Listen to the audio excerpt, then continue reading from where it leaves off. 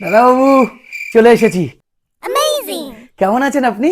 এতদিন পরে তোমার মনে পড়লো? হ্যাঁ, দুদিনের ছুটি নিয়ে তুমি 2 মাস কাটিয়ে দিলে। এই হচ্ছে তোমাদের প্রবলেম, জানো তো। এই জন্য আমি তোমাকে ছুটি দিতে চাই না। কে করবে বলো তো তোমার কাজগুলো, যে তুমি এতদিন ছুটি নিয়ে কাটিয়ে দিলে? উফ, তোমাকে নিয়ে না আর পারা যায় না।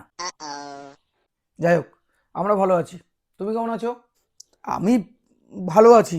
আসলে ওই সরকারি কাগজের চাপে একটু চেপে গেছিলাম, তাই একটু দেরি হলো।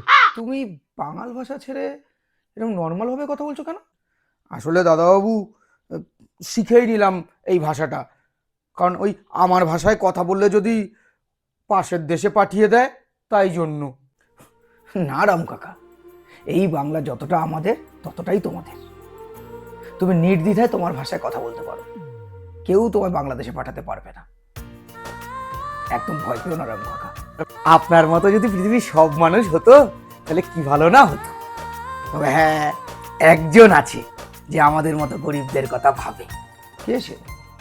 কে সে? যে কিনা আমাদের মতো গরিবদের কথা ভাবে। দাদাবাবু, আমি আর কাজ করব না। হ্যাঁ, কেন? আসলে সরকার থেকে আগে গোপালের মাকে 1000 টাকা দিত, এখন 1500 টাকা দিচ্ছে। আজকে ঢুকেও গেছে। আর এপ্রিল মাস থেকে আমাকেও 1500 টাকা দেবে। আমি তো আপনার কাছে কাজ করেও 1500ই পাই। বাড়িতে বসে যদি 1500 পাই, তাহলে আর আপনার কাছে কাজ করব কেন? পরিযায়ী হয়ে আর থাকতে ভালো লাগে না দাদাবাবু। তবে হ্যাঁ, মাঝে মধ্যে আমি, গোপালের মা আর গোপাল আপনার আর বৌদিমণির সাথে দেখা করতে আসবো। কেমন? হ্যাঁ।